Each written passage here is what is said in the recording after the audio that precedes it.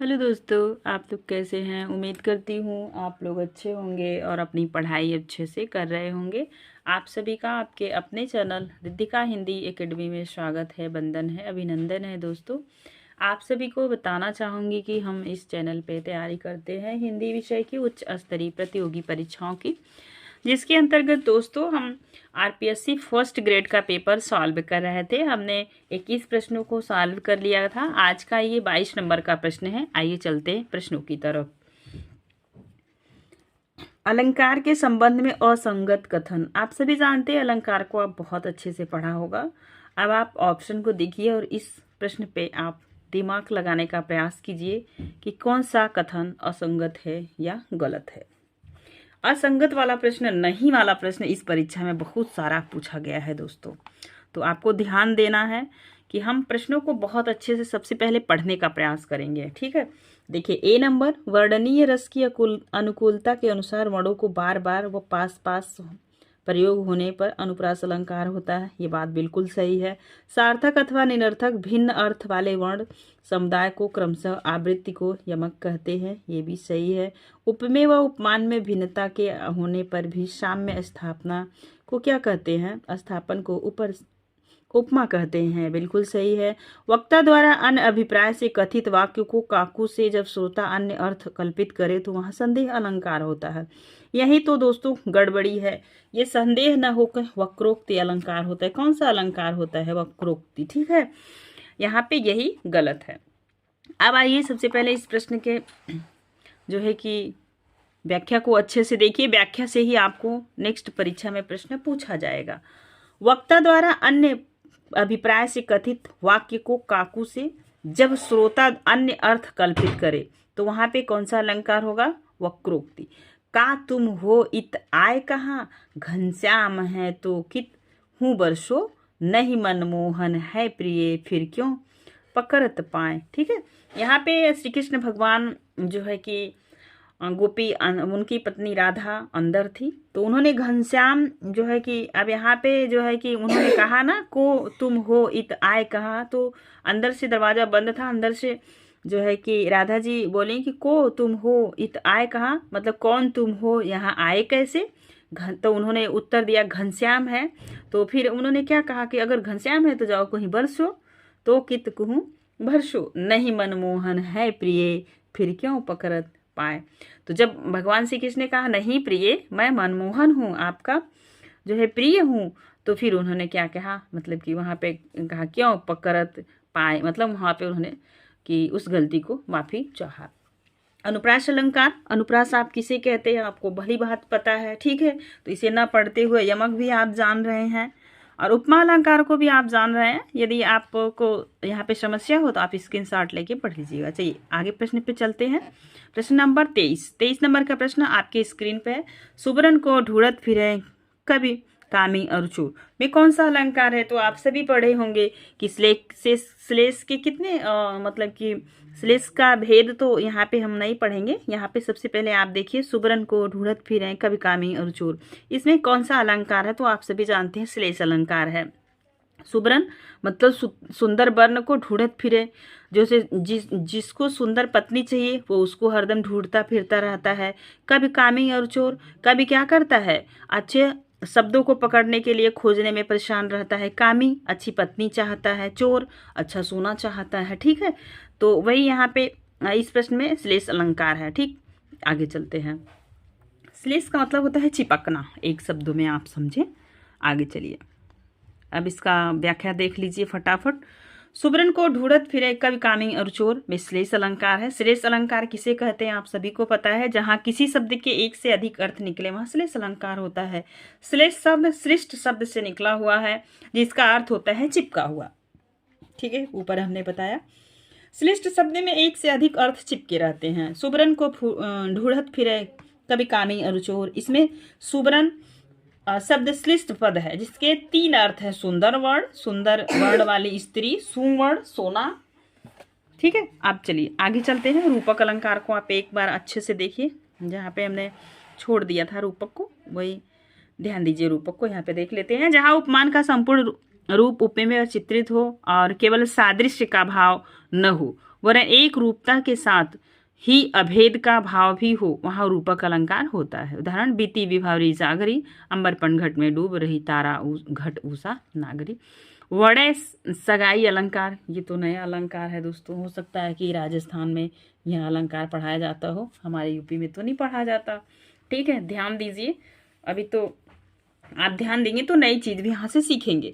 जिस वर्ण से कोई चरण आरंभ हो, यदि वही वर्ण उसी चरण के अंतिम शब्द में भी आए तो वहाँ वयण सगाई अलंकार होता है। वीर रस के कवि इस अलंकार का अधिक प्रयोग करते हैं। उदाहरण देखिए, सड़ी सबरी हूँ सख दो, उर उल्टी दाह, पुत लजायो दूध पम, वो मैं लायो ना। ठीक है दोस्तों, चलिए नेक्स्ट प्रश्न पे चलते हैं। इस प्रश्न का आप उत्तर देने का प्रयास करेंगे। जहाँ प्रस्तुत में अप्रस्तुत की संभावना होती है वहाँ अलंकार होता है, तो आप सभी जानते हैं वहाँ क्या होगा। जहाँ प्रस्तुत में अप्रस्तुत मतलब वो हो के भी कैसा लगे कि नहीं है, ठीक है, तो वहाँ पे क्या होगा, उत्प्रेक्षा अलंकार। जहाँ उपमेय और उपमेय में कल्पित उपमान की संभावना होती है वहाँ उत्प्रेक्षा अलंकार होता है। सोहत ओढ़े पीठ पर श्याम सलोने गात, मनोह नील मणिशैल पर्वत पे आते प्रयोग प्रभात, संदेह अलंकार। जहाँ उपमेय में उपमान की संशय या आशंका हुआ संदेह होता है। सारी बीच नारी है कि नारी बीच सारी है, कि सारी ही की नारी है कि नारी ही की सारी है। तो ये आप बचपन से पढ़ते चले आ रहे हैं। नेक्स्ट प्रश्न, भ्रांतिमान अलंकार। सादृश्य के कारण उपमेय को भ्रम या क्या हो, सादृश्य अलंकार में उपमेय सादृश्य के कारण उपमेय या भ्रम या धोखे से उपमान समझ लेना भ्रांतिमान अलंकार होता है। पाए महावर दैन को, नाइन बैठी आए, फिर जान महावरी एड़ी मीढ़त जाए। ठीक है, पाए महावर दैन को, नाइन बैठी आए, फिर जान महावरी एड़ी मीढ़त जाए में अलंकार कौन सा है, तो सभी को पता है भ्रांतिमान है। ठीक है, यहाँ पे इसका अर्थ देख लीजिए। पाए महावर दैन को, नाइन बैठी, नायिका के पैर में महावर मतलब जिसे रंग किया जाता है पैर का, और नाइन मतलब एक नाई होती है जो मतलब कि नायिका का पैर रंगने का ही स्पेशल उसका काम होता है। तो फिर जाने महावरी एड़ी मिढ़त जाए। नायिका का पैर इतना लाल है पहले से ही, नेचुरल तरीके से इतना ज़्यादा लाल है कि वहाँ पे नाइन जो है क्या हो जा रही, कंफ्यूज हो जा रही है। मतलब कि एड़ी मीढ़त जाए मतलब वो लगाने से पहले कंफ्यूज हो जा रही है कि मैंने लगा दिया है कभी बाकी है, मतलब उसको वहाँ पे भ्रांति हो रही है। ठीक है, पाए महावर दैन को, नाइन बैठी आए, फिर जाए जाने महावरी एड़ी मीढ़त जाए, भ्रांतिमान अलंकार है विस्तृत। ठीक है, चलिए आगे चलते हैं। इस प्रश्न को देखिए, प्रश्न नंबर 26। प्रश्नों को थोड़ा जल्दी जल्दी इसलिए कर रहे हैं दोस्तों क्योंकि कम समय में ज़्यादा प्रश्न हम कर सकें। ठीक है, शून्य भीति पर चित्ररंग, नहीं तनु बिनु लिखा चितेरे, धोए मिटे न मरई भीति, दुख पाइन इह तनु हेरे। इसमें कौन सा अलंकार है, तो आप इसको पढ़ के ही समझ पा रहे होंगे। तो यहाँ पे कौन सा अलंकार है, विभावना। ठीक है, जहाँ बिना कारण की कार्य की उत्पत्ति वहाँ विभावना अलंकार होता है। और एक है आपका अपहनुति अलंकार। तो इसके बारे में आप थोड़ा सा देखें जल्दी से। जहाँ सत्यवाद का निषेध कर मिथ्या वस्तु का आरोप किया जाए वहाँ अपहनुति अलंकार होता है। सत्य का क्या करेंगे, निषेध करके, और जो असत्य है उस वस्तु का आरोप किया जाए मतलब उसे प्रस्तुत किया जाए, वहाँ पे कौन सा अलंकार होगा, अपहनुति। आप एक लाइन में इसे नोट डाउन कीजिएगा। चलिए, बाकी अलंकार तो आपने पढ़ रखा है। आगे चलिए, मानवीय अलंकार। आप देखेंगे कि सबसे ज़्यादा मानवीय अलंकार का छायावादी कवियों ने उपयोग किया है, जैसे महादेवी वर्मा और निराला, जयशंकर प्रसाद। ठीक है, इन लोगों ने खूब खुल के मानवीय अलंकार का प्रयोग किया है। मानव की कल्पना जो है कि वस्तु और पेड़ पौधे से वहाँ पे बहुत सारे मानवीय चेष्टाओं का वहाँ पे उपयोग किए हैं। ठीक है, आगे चलिए, देखिए ध्यान से। मानवीय अलंकार किसके, जहाँ जड़ वस्तु या प्रकृति पर मानवीय चेष्टाओं का आरोप किया जाए वहाँ मानवीय अलंकार होता है। उदाहरण, मधुमालती सोती है कोमल उपधान सहारे, मैं व्यर्थ प्रतीक्षा लेकर गिनता अंबर के तारे। ठीक है, आप आगे चलेंगे। अभी वड़े अलंकार का आपने ऊपर खूब अच्छे से व्याख्या देख लिया है। अब आप 27 नंबर के प्रश्न को देखिए ध्यान से। वड़े सगाई के संबंध में असत्य कौन सा है, मतलब वड़े सगाई क्या होता है। अभी वड़े अलंकार आपने ऊपर पढ़ा था, उसी को आप देखिए। वड़े सगाई मतलब क्या है, इसको समझिए। प्रश्न नया है दोस्तों, हमारे लिए भी आपके लिए भी। ठीक है, और आप भी देखिए और हम भी देखें क्या है प्रश्न। के संबंध में असत्य कथन क्या है? यहाँ डिंगल का विशिष्ट अलंकार है, बिल्कुल सही।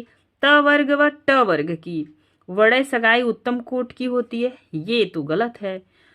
चरण का प्रथम अक्षर चरणांत के अंतिम शब्द का प्रथम अक्षर समान होता है, ये बिल्कुल सही, ऊपर हमने पढ़ा था। चरण के प्रथम शब्द से आदि वर्ण की आवृत्ति चरणांत शब्द के अंत में भी संभव है, ये भी बिल्कुल सही।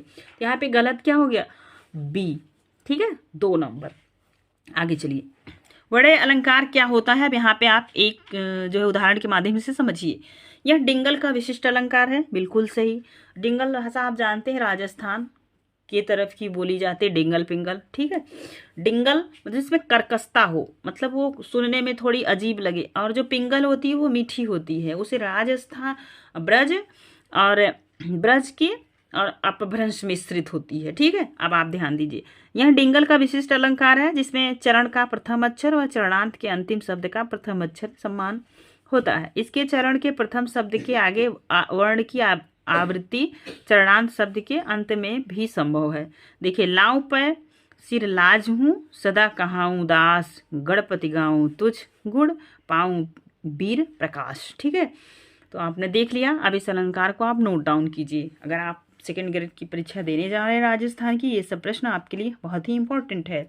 उपमेय का निषेध कर उपमान की स्थापना करने वाला अलंकार तो सभी जानते हैं, अपहुनोति, वहाँ पे अभी ऊपर आपने पढ़ा था, ठीक। इसका आंसर होगा अपहनत। रूपक को आप जान रहे हैं, संदेह को जान रहे हैं, जहाँ पे संदेह बना रहता है।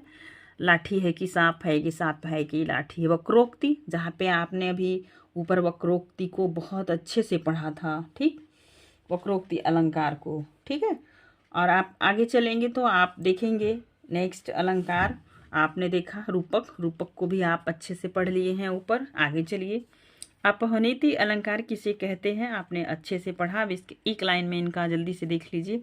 जिसका अर्थ छिपाना होता है, इसमें न, नहीं इत्यादि निषेधवाचक शब्दों की सहायता से उपमेय का निषेध उपमान का आरोप किया जाता है। नहीं पीयूष, नहीं पीयूष पीयूष है, सतसंगति पीयूख, ठीक है। लही यह हरि न्यारी लह, जह नर रूखे रूख, ठीक है। यहाँ पे देखिए रूखे रूखे 2 बार आया है, और यहाँ पे पीयूष पीयूष आया है, ठीक है। आगे चलिए, नेक्स्ट प्रश्न 29 नंबर का प्रश्न आपके स्क्रीन से आए हुए प्रश्न है, तो इन्हें आप अच्छे से देखिए।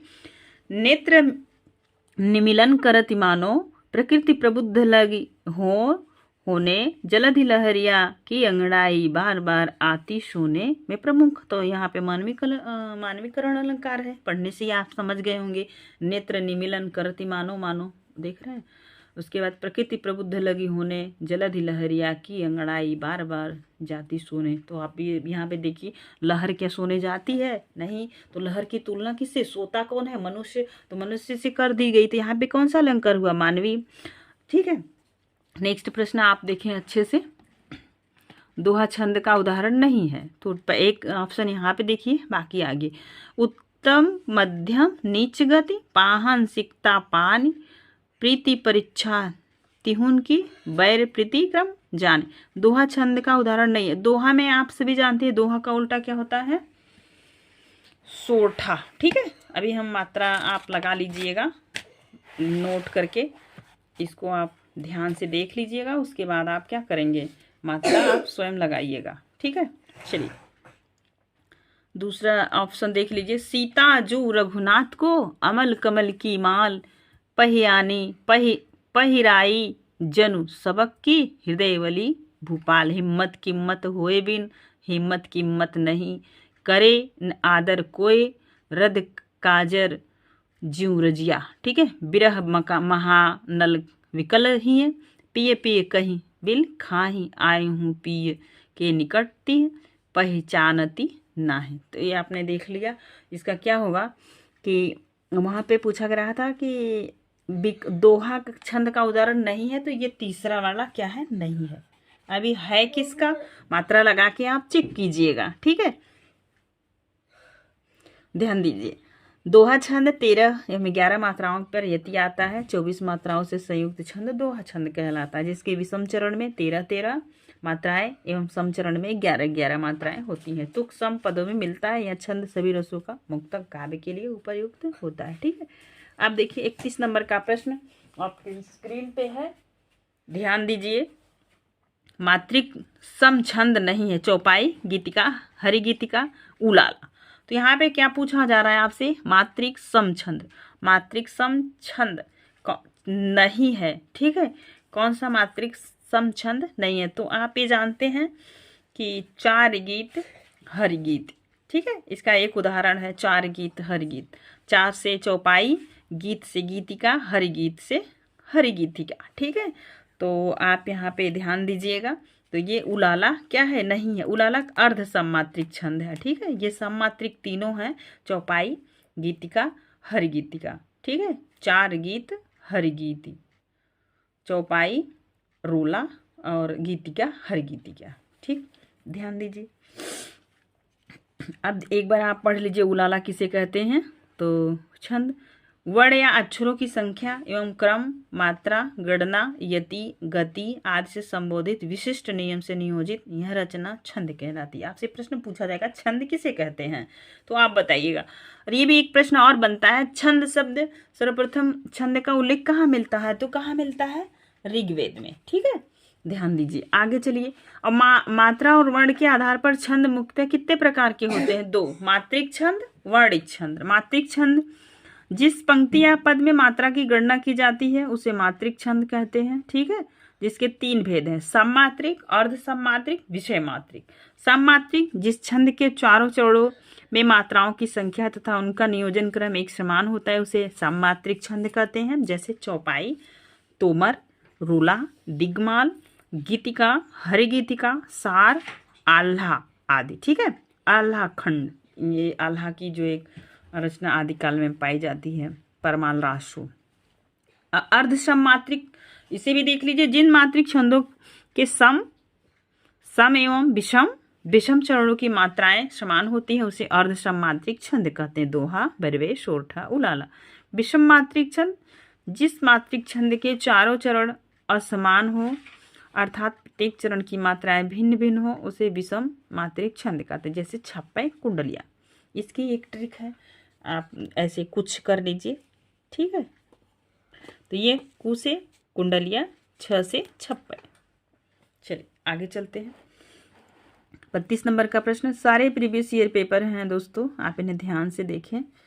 हो सकता है कि ये कभी कभी क्या होता है कि परीक्षा में उठा के ऐसे ही परीक्षक रख देता है, तो ये प्रश्न आपको इजी लगेंगे, वहाँ पे आप पढ़ के जाएंगे। तो डीगति उर्वी अति गुर्वी सर्व पब्बय समुद्र सर ब्याल बधिरते काल विकल दिग्पाल चराचर दिग्यंद लरखरत परत दस्कंधु मुख्य भर सुर विमान हिम भानु भानु संगठित परस्पर चौके विरंची शंकर सहित कोलु कमठु अहि कम कलमल्यो ब्रह्मांड खंड कियो चंड धुनि जबहि राम शिव धनु दल्यो। किस छंद में निबंध है? तो ये आप जब इसमें मात्रा लगाएंगे, सबसे पहले आप देखिएगा ना, तो देखने से ही ये समझ में आ जाएगा। एक चीज़ तो आप समझ गए होंगे कि इसमें सबसे पहले छह क्या है, छह पंक्तियां हैं। तो एक तो आप गेस कीजिएगा ये है क्या, कुंडलिया है, छप्पय है, मंद्रकांता है, कवित्त है। तो एक चीज़ तो यहाँ पे आप समझ पा रहे होंगे ये है क्या। तो अभी आपने ऊपर पढ़ा था ना विषम मात्रिक छंद, उसी में ये क्या है, छप्पय है। क्या है? छप्पय, छप्पय छ, छप्पय छ पंक्ति, ऐसे याद कर लीजिए। छप्पय छ पंक्ति में होता है छप्पय, ठीक है। और यहाँ पे देखिए मल्यो दल्यो लास्ट में, यहाँ पे आपने देखा था ना डिंगति, तो ये भी आप देख सकते हैं। तो यहाँ पे देखिए सेम अक्षर से क्या हो रहा है, छंद क्लोज हो रहा है, ठीक है। यहाँ पे सर चराचर, यहाँ पे र, यहाँ पे र, फिर यहाँ मल्यो मल्यो, ठीक है, मल्यो दल्यो। इसे भी आप थोड़ा सा गेस करके परीक्षा में नंबर पा जाएंगे अच्छे से। इसीलिए प्रैक्टिस इज द बेस्ट। परीक्षा को पास करने के लिए हमें परीक्षा का क्या करना, प्रैक्टिस करना बहुत ज़रूरी होता है, ताकि कुछ प्रश्न तो ऐसे आते हैं कि आप फटाफट करते चले जाएंगे। 10 प्रश्न में ही मेरिट का निर्धारण होता है, उसी के लिए आप अच्छे से आपको पढ़ने की ज़रूरत है। ये तो छप्पय छंद है, आप समझ गए। और आपसे पूछा जाएगा छप्पय छंद, यह विषम मात्रिक छंद है। इसमें 6 पंक्तियां होती हैं, जिसमें 4 चरण रोला के, 2 चरण उलाला के। ठीक है, छंद होते हैं। प्रथम 4 चरण में 24-24 मात्राएं, अंतिम 2 चरण में 28 मात्राएं होती हैं। कुंडलिया, यह विषम मात्रिक छंद है। अब आपने छप्पय पढ़ा तो कुंडलिया क्यों छोड़ेंगे, इसे भी पढ़िए। यह विषम मात्रिक छंद है, इसमें 6 पंक्तियां होती हैं। यह दोहा और रोला से मिलकर बना होता है। परीक्षा में बार बार TGT UGT में पूछा जाने वाला प्रश्न है। इसके 6 चरणों में प्रथम 2 चरण दोहा के तथा अंतिम 4 चरण रोला के होते हैं। प्रत्येक चरण में 24-24 मात्राएं होती हैं। साई वैर न कीजिए गुरु पंडित कवियार, बेटा वनिता पंवरिया, यज्ञ करावन हार दोहा है। यज्ञ करावन हार, राजमंत्री जो होए, विप्र पड़ोसी वैद्य आपको तपय रसोई, कह गिरधर कविराज युगन ते यहीं चली आए, इन 1300 तरह दिए बनियावे साई। तो रोला है। तो आप रोला को इस तरीके से, जिस शब्द से रोला की शुरुआत होगी, रोला उसी शब्द से उसका अंत होगा। देख लीजिए यहाँ पे आप साई, और साई से यहाँ क्या हो रहा है, अंत हो रहा है। तो अब आप अच्छे से समझ गए होंगे कि रोला और कुंडलिया को, ठीक है, छप्पय और कुंडलिया को। सबसे पहले आपने ट्रिक समझ लिया होगा, यह क्या है, एक विषम मात्रिक है। विषम मात्रिक में एक क्या होता है कि कुंडलिया होता है, दूसरा छप्पय होता है। इसके हमने एक ट्रिक बनाई जिसे हम कहते हैं कुछ, 6 से छप्पय, कु से कुंडलिया। अब आपसे पूछा जाता है छप्पय किन 2 से मिलकर बना है, तो आप बताएंगे रोला प्लस उलाला से छप्पय बना है। कुंडलिया किससे बना है, तो दोहा और रोला से कुंडलिया बना है। और आपने एक चीज और देख लिया कि यहाँ पे आप देखेंगे 4 पंक्ति ऊपर की बराबर होती है, नीचे की थोड़ी बड़ी होती है, ठीक है। और आपने कुंडलिया को अच्छे से समझा, जिससे शुरू होगी उसी से अंत होगी। आप चलिए कवित्त, कवित्त को देखिए फटाफट। इसके प्रत्येक चरण में 31 वर्ण होते हैं। इसमें 16-15 पर यति होती। अब आप दोस्तों इस थोड़ा सा आपसे बताना चाहूँगी कि इस प्रश्न को आप पढ़ के समझ पा रहे होंगे कि छप्पय से छंद से किसने प्रश्न पूछे गए हैं। तो छंद को अभी आप बहुत अच्छे से फिर से जाके रिवाइज कीजिए, ठीक है। और अच्छे अच्छे प्रश्न, लगभग 8 से 10 प्रश्न आपको इस प्रैक्टिस में, इस सेट में, इस प्रीवियस ईयर पेपर में 8 क्वेश्चन तो छंद के मिले गए, ठीक है। अब आप पढ़िए कवित्त को। इसके प्रत्येक चरण में 31 वर्ण होते हैं। प्रत्येक में 16-15 पर यति होती है। अंतिम वर्ण गुरु होता है। इसे मनहरण या घनाक्षरी भी कहते हैं। 8-8-8-7 वर्णों पर यति रखने का विधान है। अब आप देख लीजिए, सबसे पहले इस पे ही हम निशान लगा के देखते हैं, ठीक है। देखिए 1 1 1 1 1 1 2 1 2 1 1 1 2 1, ठीक है।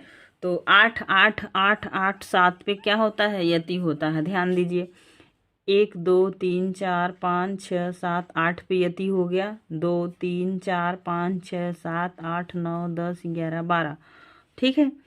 तो 12 और ये 8 पे यति हो गया ना। 1 2 3 4 5 6 7 8, ठीक है, 9। तो 8-8 वर्णों पर यति रखने का विधान है। 1 2 3 4 5 6 7 8 9, ठीक है, याद रखिए। चलिए आगे चलते हैं। तो आप समझ गए होंगे। और जो है कि 8 हो गया, 9 10 11 12 13 14 15 16 17 18 19 20, ठीक। तो आप ध्यान दीजिए, 31 वर्ण होते हैं। इसके प्रत्येक चरण में 31 वर्ण होते हैं, ठीक। चलिए आगे चलते हैं। 16-15 पर यति होता है। तो यहाँ पे कितने पे हुआ है, अंतिम में 2 गुरु होते हैं। तो यहाँ पे अंतिम में रहे हो। चलिए आगे देखिएगा, आप एक बार फिर से रिवाइज कीजिए छंद को। मंद्रा कांद्रा किसे कहते हैं, तो 17 वर्ण होते हैं। कभी कभी ये फैक्ट पूछा जाता है। इसका क्रम इस प्रकार है, मगड़ भगड़ नगड़ तगड़ गुरु, ठीक। गुरु 17 वर्ण पे होते।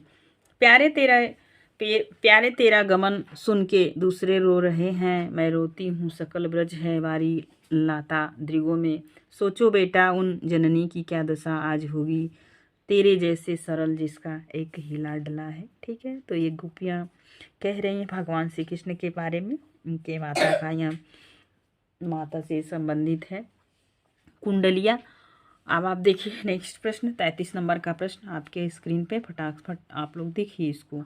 कुंडलिया का लक्षण नहीं है, तो कुंडलिया जब आप बहुत अच्छे से छंद पढ़े होंगे ना तो तुरंत पकड़ लेंगे। ध्यान दीजिए, प्रथम 4 पंक्तियां रोला व अंतिम 2 पंक्तियां दोहा छंद की होती है। तो कुंडलिया आपने ऊपर पढ़ा था, अभी अभी आपने पढ़ा, तो आप क्या देखे थे कि कुंडली किसे, यह विषम मात्रिक छंद है, तो इसमें 6 पंक्तियां होती हैं, 4 चरण रोला की, 2 चरण उलाला की। तो यहाँ पे क्या कह रहा है, प्रथम 4 पंक्तियां रोला की, अंतिम 2 दोहा छंद की, तो गलत हो गया। ये कहाँ, यहीं कट गया ये, ठीक है। मात्रिक विषम छंद है, बिल्कुल सही। यह छंद 6 पंक्ति का होता है, ये भी सही। यह एक संयुक्त छंद है, ये भी सही। तो ए नंबर सही हो गया। नहीं है पूछा है, देख लीजिए दोहा छंद से कैसे कैसे प्रश्न पूछे जा रहे हैं आपसे। चलिए अब इसमें बताइए क्या है। धर्म के मग में अधर्मी से कभी डरना नहीं, चेत कर चलना कुमार्ग में कदम धरना नहीं, शुद्ध भाव में भयानक भावना भरना नहीं, बोध वर्धक लेख लिखने में कमी करना नहीं। दोस्तों इस पंक्ति से आप अपने जीवन में बहुत सारी चीजें सीख सकते हैं, ठीक है। अब क्या पूछा गया है कि बोधवर्धक लेख लिखने में कमी करना नहीं। आप बताइए, गीतिका है, हरिगीतिका है, दूत विलंबित है, कवित्व है, क्या है? अब तो आप बता ही सकते हैं। तो आपने सबसे पहले ऊपर पढ़ा था ना कि गीतिका किसे कहते हैं, 4 गीत हरिगीत। तो 18, 20, 24 और 28, 26, 28। तो इसमें 26 मात्राएं हैं, आप गिनेंगे तो आ जाएंगी।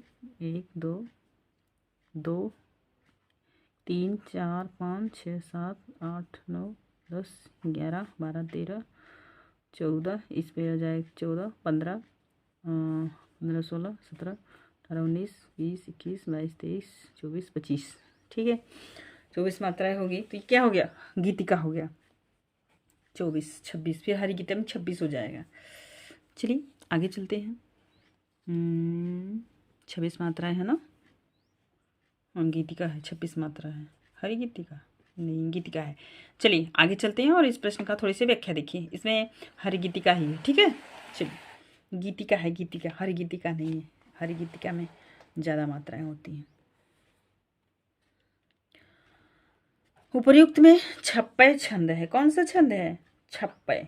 ध्यान दीजिए, गीतिका छंद है, गीतिका छंद है। देखिए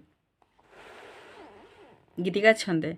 गीतिका छंद किसे कहते हैं, फटाक से पढ़ लीजिए। यह सममात्रिक छंद है, इसके प्रत्येक चरण में 26 मात्राएं होती हैं तथा 14, 12 पर यति होती है। इस छंद में तीसरी, 10वीं, 17वीं, 24वीं मात्रा सदैव लघु रहती है। पकड़ने का एक अच्छा तरीका। हरि गीतिका किसे कहते हैं, 28 मात्रा होती है, 18, 24, 26, 28। हाँ, हरि गीतिका सममात्रिक छंद के प्रत्येक चरण में 28 मात्राएं होती हैं, जिसमें 16, 12 पर यति होती है, अंत में लघु गुरु होता है, याद रखिएगा, ठीक। द्रुत विलंबित छंद, तो इस वर्णिक छंद के प्रत्येक पंक्ति में 12 वर्ण होते हैं, जिसका क्रम है नगड़, भगड़, भगड़, रगड़। उदाहरण, दिवस का अवसान समीप था, गगन था कुछ लोहित हो चला, कवित। इसकी व्याख्या आपने पीछे जो है कि देख लिया है, कवित किसे कहते हैं, हमने पीछे बहुत अच्छे से पढ़ लिया था। एक चीज़ आप ध्यान दीजिए, दिवस का अवसान था, समीप कुछ हो चला, ठीक है, लोहित हो चला, गगन था कुछ लोहित हो चला। ये पंक्ति यूजीसी नेट में पूछी हुई पंक्ति है दोस्तों, इन्हें आप ध्यान दीजिए। आज का ये अंतिम प्रश्न, और आप देखिए और इनका उत्तर दीजिए, ठीक है। संसार की समर स्थली में धीरता धारण करो, चलते हुए निज इष्ट पथ पर संकटों से मत डरो, जीते हुए भी मृतक सम रहकर न केवल दिन भरो, वरवीर बनकर आप अपनी विघ्न बाधाएं हरो। ये पंक्तियां किस छंद की है, गीतिका, उलाला, हरि गीतिका, कवित्ती। तो 4 चरण में है, सबसे पहली बात, ठीक है। तो देखिए कौन सा है भाई, ये कौन सा है, हरि गीतिका है। इसमें 28 मात्राएं हैं, 2, 4, 5, 6, 7, 8, 9, 10, 11, 12, 13, 14, 15, 16, 17, 18, 19, 20, 21, 22, 23, 24, 25, 26, 27, ठीक है। तो इसमें कितनी मात्राएं हैं, अभी आपने पीछे पढ़ा था तो आप समझ गए होंगे। ये क्या है, हरि गीतिका है, 27, 28 मात्राएं हैं। अभी जो ये आधा वाला था उसको एक बार आप ध्यान देंगे तो 28, चले नीचे एक बार देख लेते हैं। 1 2 3 4 5 6 7 8 1 2 3 4 5 6 7 8 9 10 11 12 13 14 15 16 17 18 19 20 21 22 23 24 25 26 27 28 28 मात्रा है। ये कौन सा छंद है? हरिगीतिका है। ठीक है, चलिए आगे चलते हैं। मंद्रकांता छंद का गणक क्रम है, क्या है भाई? कैसे आप समझेंगे? मंद्रकांता है, इसमें कितने होते हैं मण? सबसे पहले मंद्रकांता में 17 मण होते हैं। कितने मण होते हैं? 17। ये भी प्रश्न पूछा जाता टीजीटी में। यह एक मणि छंद है, इसमें 17 मण होते हैं, जिसका क्रम है भ मगड़ भगड़ नगड़ तगड़ तगड़ गगड़ गगड़। ठीक है, मगड़ भगड़ नगड़ तगड़, अंत में 2 गुरु मण होते हैं। इसे आप पहचान लेंगे। ठीक, इसका आंसर होगा 4। ठीक, आगे चलिए देख लीजिए कैसे कैसे प्रश्न एग्जाम में पूछे जा रहे हैं। इसकी व्याख्या आप अच्छे से पढ़ लीजिएगा दोस्तों। आज के रहे ये 36 प्रश्न, और प्रश्न आपको कैसे लगे कमेंट सेक्शन में ज़रूर बताइएगा। वीडियो आपको पसंद आएगा तो अपने मित्रों में साझा कीजिएगा। Thank you so much.